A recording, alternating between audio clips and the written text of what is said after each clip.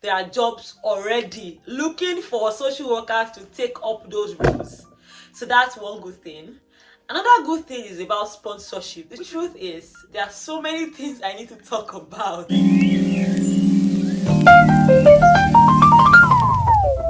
This video is dedicated to every intending social worker because we're going to be saying a lot about social work.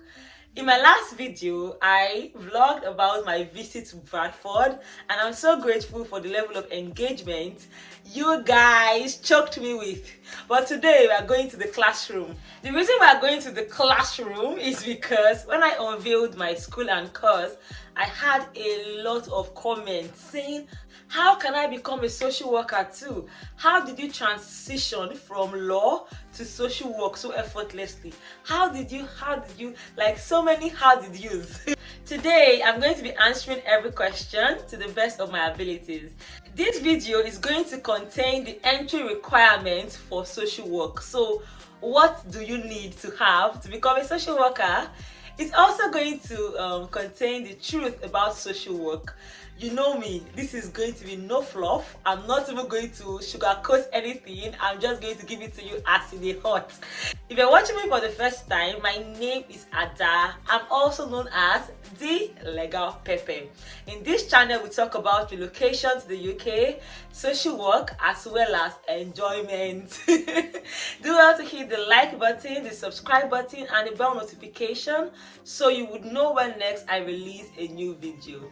Introduction over. Let's start with the main part of this video.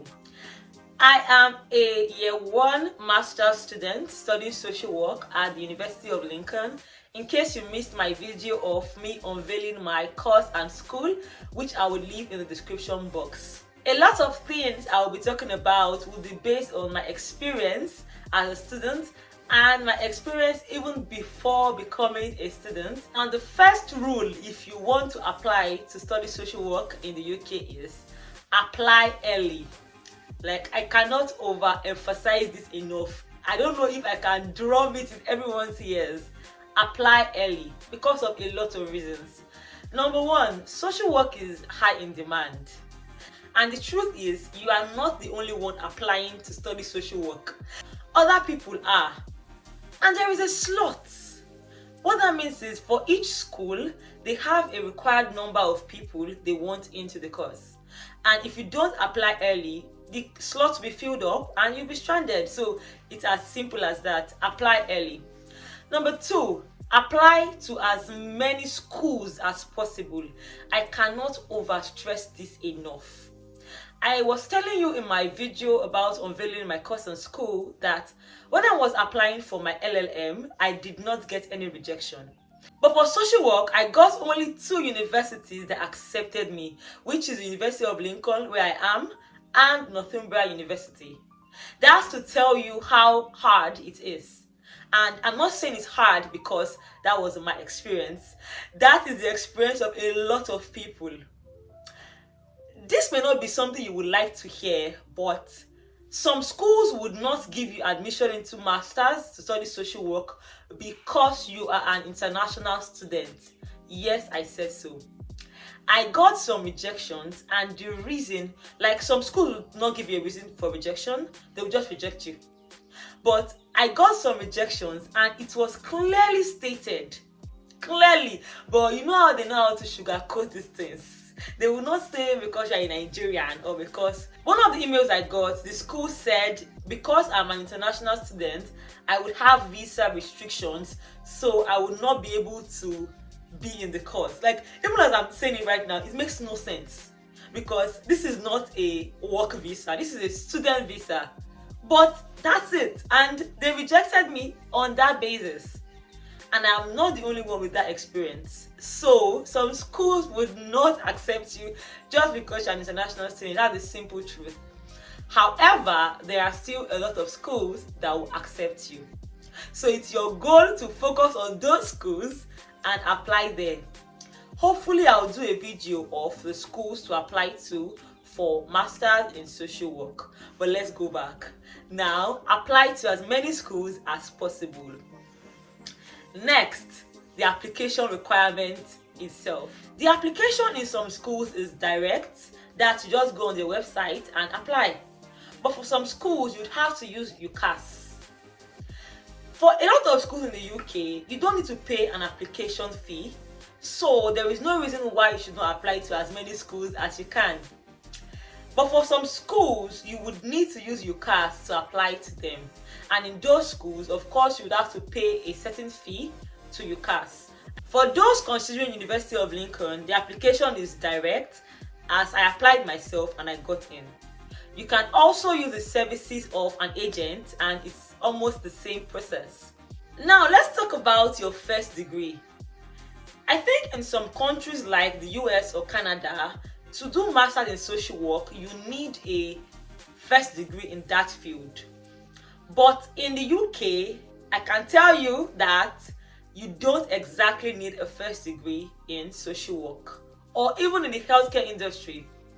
I have course mates that are from different fields.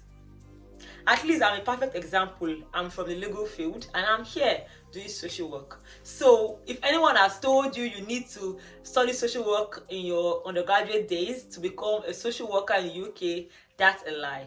But the entry requirement for a lot of schools in the UK to do masters in social work is a 2-1 or a first class. That is the basic entry requirement. But does that mean if you maybe got a 2-2, you can't become a social worker? No. But you have a higher job to do. Because just getting 2-1 or first class does not guarantee you admission into social work. I know many people on my channel that said they've applied and they've getting so many rejections. Some of them flipped with 2-1, but that's not just it. So yes, you've gotten 2-1, you've gotten first class, or even 2-2. You also need job experience. And I'm going to be staying long on this because a lot of you have asked me, you don't have experience, what should you do? And the truth is, in the UK, they value experience almost over certifications, if I do say so. Because even if you've gotten them, say, first class, if you have no experience, you're not coming in, most likely. That's to tell you how important experience is. Now, when I mean experience, what do I mean? I mean job experience in the healthcare industry. Some of you have been applying into social work and you've been rejected countless times. And the reason is because you have no experience. Experience in social work can be paid or unpaid. So you don't even have to be earning salary from the experience, but you have to have experience. So if you're looking at me right now and you want to study social work and you have no experience, what is my advice to you? Number one, start volunteering. There are so many organizations that are looking for volunteers. Go there and volunteer. You could go to a prison, you could go to a hospital, an NGO, Red Cross, various organizations are looking for volunteers. Please go there. It is only madness to continue doing the same thing you've been doing, getting the same result when you want a different result. If you have been getting rejections, stop applying right now. Just stop applying and go and get experience. I can guarantee you that if you can hold on, dedicate 3 to 6 months, at least 3 months, getting requisite experience, come back and apply again. The difference would be clear. It would be clear as day. When I was applying into social work to some schools, I was applying as a lawyer. So I had experiences with law firms and I was applying. The minute I put in my volunteering experiences, because while I was a lawyer, like working in law firms, I was also volunteering in an NGO. I was also volunteering in some other organizations. But because I did not really take it as a big deal, because it's just something small, like I was not even paid for any of those, I did not impute it. When I started getting rejection emails, apart from schools that rejected me because I was an international student, I sat down and asked myself some questions. I made research and I realized that I needed to add my volunteering experiences. and I added them. The difference was clear, so clear. So go get that volunteering experience, and if you can commit yourself to getting it, you would get it. Because at least if you don't get the ones that will pay you, you will get the ones that will do for free, or that would not want to pay you because maybe they can't afford it or they can't afford you, and you will go there and get your experience. Some organizations may be able to pay you, but the ones that would not be able to pay you would be easily accessible. Go and get there. You know what you are looking for. Just commit some months to it, then apply again, and you see the difference. Another experience that is very relevant that we ignore as Nigerians. Sorry if you're not a Nigerian, I'm just talking about Nigerians because I'm a Nigerian and I can relate well with being a Nigerian. So in Nigeria, people don't respect carers, or they don't even know what carers are. Now, if you maybe grew up with your grandma or grandpa and you cared for them, you are a carer. If you maybe have an autistic child or sibling and you've been caring for that person, you are a carer. But here they call it an informal carer. So you were not paid to be a carer because people are paid to care, but you were caring informally. That is also a job experience that people overlook. Nigerians overlook, because in Nigeria we are very communal. So you would naturally care for your sibling or maybe your grandparents, but it's not like that here. So if you've cared for someone like that, put it in your personal statement. That counts as job experience. Speaking of personal statement, that is one of the most important documents you need to have as a social work aspirant. You need to have a very good personal statement. If you need to pay someone to draft a good personal statement, please do, because it will make or break your application. That is like one of the first things your interviewers would see, your personal statement. And when you're drafting your personal statement, learn to use professional words in fluent English. Fluent. If you're talking about your job experience, talk about it like it was something. Don't just talk about it shabbily, like it was nothing, because that can make or break your application. Let's take a break. If you have not subscribed yet to my channel, I don't know what you're waiting for. You're missing out on valuable information. Please do. Break is over. So in your experience or in the job you're going to do, ensure you get a referee, because you would need a reference. In your social work application, you would need 2 references. Number 1, an academic reference and a professional reference. That professional reference is most likely going to be your job. So ensure the organization you volunteer in or you work in, you have someone that can stand in as your referee. By the way, this unpaid or paid job can also be online. Yes, so it does not have to be a physical organization, it can be online. The most important thing is you are doing what you said you did and you have proof to show, just in case. So let's assume you've been able to pass the entry requirements, you have your references, you apply, and you've been called for an interview. If you have been called for an interview, you have passed, let me say 50%, because many people get thrown out at the application stage. So the interview stage is a very important stage, and you are going to be asked a lot of questions. I don't know if I'll be able to do a video of the interview questions. The truth is, there are so many things I need to talk about, and I don't even know when I will be able to do all of that, but I will try my best. When I did an interview with Northumbria University, it was in 2 parts. The first part was written, so they gave a question to answer, so I had to write it down, and the second part was verbal. But in the University of Lincoln, the first part was, okay, they were both verbal, but for the first part, I was expected to interact with other students or other aspirants, and someone will be watching us, but I did not even attend that particular interview.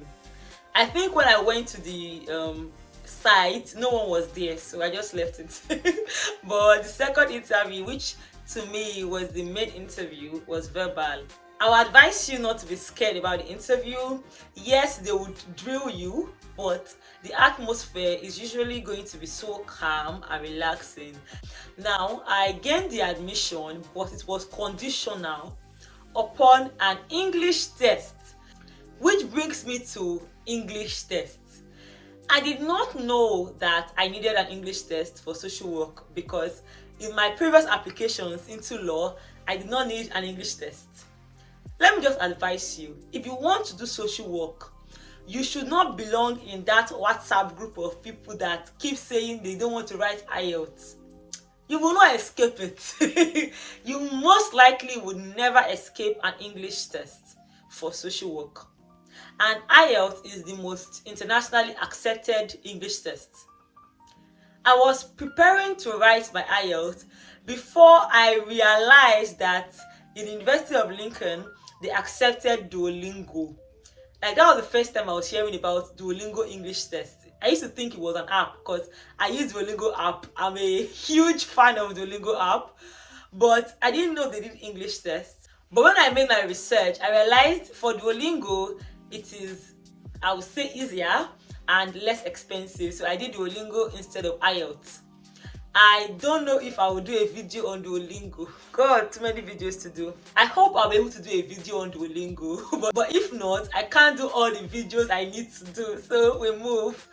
I would advise you not to do Duolingo unless your school requires it, because Duolingo is not universally accepted. But if you're looking into coming to Lincoln, do Duolingo. If you're looking into going to other schools, just write IELTS down. It's very important. Some people will try to maybe get a letter of proficiency, which is a document given by your university to state that you were schooled in English language. Don't waste your time. Let me just tell you, go and write IELTS or prepare to write IELTS, because there is nothing as sweet as you already have your IELTS. You can lose your admission just because you don't have an English exam. You can. If Duolingo had messed me up, I would not have been able to come to the UK.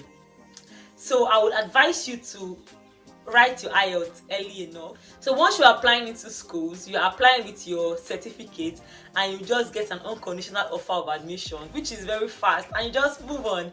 So that's it about the English test. Go get your IELTS done. Once you've gotten your unconditional offer, my job here is done. So yes, you're good to go. I wanted to talk about the course content of social work as a year 1 student, but obviously this video is long and I'm not going to add this into this, so I would most likely do it in another video. Too many videos to do. But before I leave, I'll be talking about some important things to note about social work, the truth about social work. By the way, some schools would start in January, some schools would start in September. For my school, it starts only in January of each year. Oh, I didn't say it. In the UK, social work is 2 years. Actually, even in the US and Canada, social work everywhere is 2 years. So it's not going to be 1 year master, it's going to be 2 years master. Let's talk on the truth about social work. Shall I start with the good or the bad? I'll start with the bad.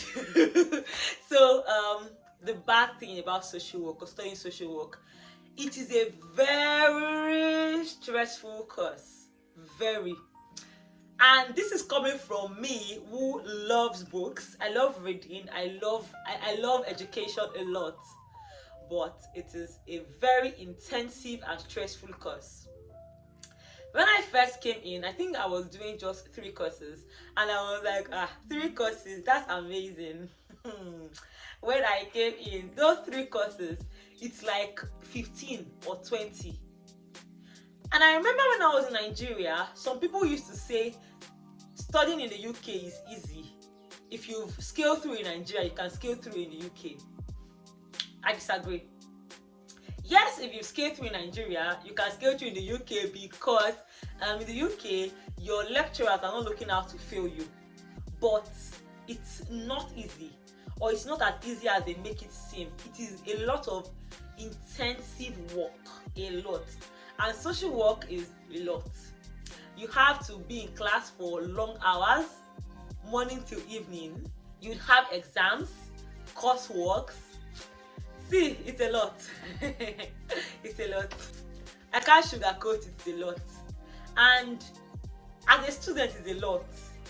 Now, as a social worker, it is a lot lotter. Because in my shadowing day, I did a shadowing experience where I looked at a social worker for one day. I watched her do her work for one day, and when I came back, I was like, is this what I signed up for? Because she did not even have a breathing space.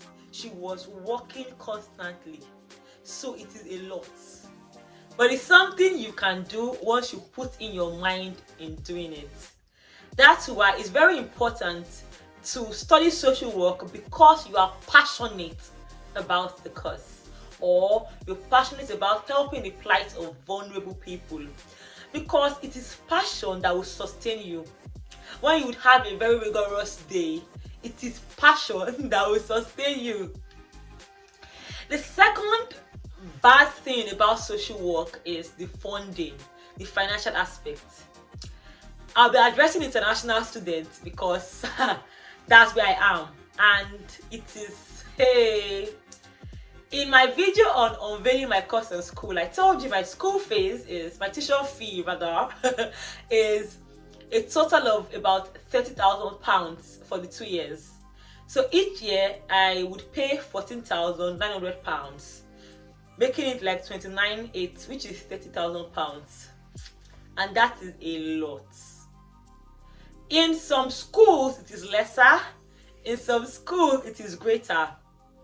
Hopefully I'll be able to do a video on the affordable schools to apply into. Let me be honest with you, I'm not a quitter. Like, I'm a very determined person. Very determined and ambitious. However, there were days I actually wanted to, I'm done, man. I'm serious. There were days I wanted to quit. And I don't know why I'm saying wanted, because there are still some days I ask myself, why? Why? What's going on? Why am I here? Because the financial implications of studying social work, especially if you are self-funding, it is a lot. It is very overwhelming. It is a lot, because the bills will not keep waiting for you. You will still have your accommodation bills. Even as I'm talking about it, I'm already feeling stressed because it's a lot. But one thing that keeps me going is God. Yes, it's God. Because I'm a Christian and I firmly believe that God can never leave me stranded. So that keeps me afloat. It makes me at peace. It makes me know that, see, you came here, you are going to scale through. You're going to scale through in grand style, actually. So I don't stress myself about it anymore. Even though sometimes I remember and I'm like, breathe in, God is in control. So I work extra hard. That's why when I want to enjoy life, I enjoy extra hard too, because I put in a lot of work into making sure my bills are being paid. And that's just too much work for me, because the course is demanding on its own, and I have to combine that with making money. Yes, that's the bad part. Like, throughout this week I've been working every single day, back to back to back. Even right now I am stressed out, but I need to make this video, then sleep. The reason I've been working back to back, by the way, is because I'm on break right now, so I'm entitled to work as long as I want. And yeah, so that's it. Despite these challenges, you would wonder, why did you now come to do social work? A lot of good things. Now let's talk about the good part. Number one, social work is in the shortage list, so it's very high in demand. In fact, when I was doing my shadowing experience, you won't believe that the social workers there were telling me, please, when you're done with school, come and work for us, because there are a lot of vacancies, a lot. So the incidences of wondering, hey, what will happen after school? No job, no this. By God's grace, that's not my reality, because there are jobs already looking for social workers to take up those roles. So that's one good thing. Another good thing is about sponsorship, which is linked to jobs. Because if you come in with your tier 4 visa, which is your student visa, you're either supposed to leave when you're done or apply for a post-study visa, which is 2 years. But after 2 years, you most likely would leave. But a lot of Nigerians aspire to get their tier 2 visa, which is the work visa, and that will give you permission to stay in the UK. Studying a course like social work, because they are high in demand, jobs are looking for you, organizations want you. Now, would they not do all they can, even if it means sponsoring you just for you to be with them? You know the answer.